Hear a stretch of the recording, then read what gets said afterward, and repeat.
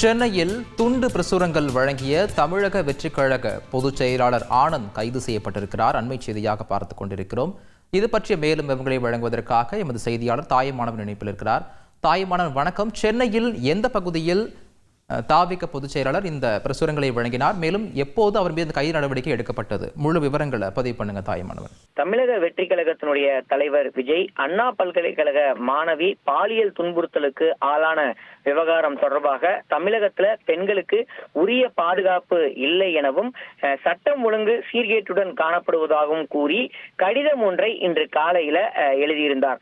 இந்த கடிதத்துடைய பிரசுரத்தை தான் தமிழகம் முழுவதும் இருக்கக்கூடிய பள்ளி கல்லூரிகள் மற்றும் பொது இடங்கள்ல இருக்கக்கூடிய பெண்களுக்கு இந்த கடிதத்தை வழங்குமாறு தமிழக வெற்றி கழகத்தினுடைய தலைமையின் சார்பில் அங்க இருக்கக்கூடிய அனைத்து நிர்வாகிகளுக்கும் வலியுறுத்தப்பட்ட நிலையில தமிழகம் முழுவதும் பல்வேறு பகுதிகளில் நிர்வாகிகள் தொடர்ச்சியாக இந்த தவேக தலைவர் விஜய் எழுதிய இந்த கடிதத்தை தொடர்ச்சியாக பல பகுதிகளில் பெண்களுக்கு வழங்கிய வண்ணம் இருந்து வருகிறார்கள்.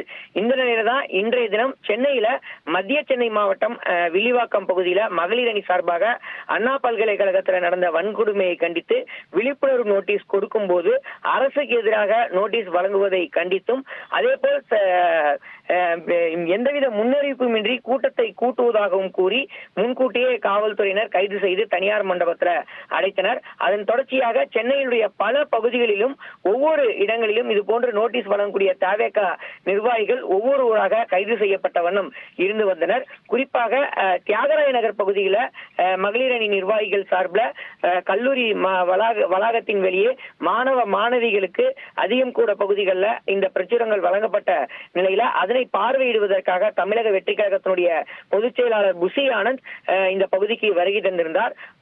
முன்னனுமதி பெறாமல் கூட்டம் கூடியதாக கூறி தீநகர் காவல் நிலைய காவலர்கள் அவரையும் அவருடன் வந்தவர்களையும் மற்றும் அந்த துண்டு பிரச்சுரங்கள் கொடுத்தவர்களையும் கைது செய்து தற்போது தியாகராய நகரில் இருக்கக்கூடிய தனியார் மண்டபத்தில் கைது செய்து அடைத்து வைக்கப்பட்டிருப்பதாக தகவல்கள் வெளியாகி இருக்கிறது. கூடுதல் விவரங்களுக்கு நன்றி தாய்மானவன்.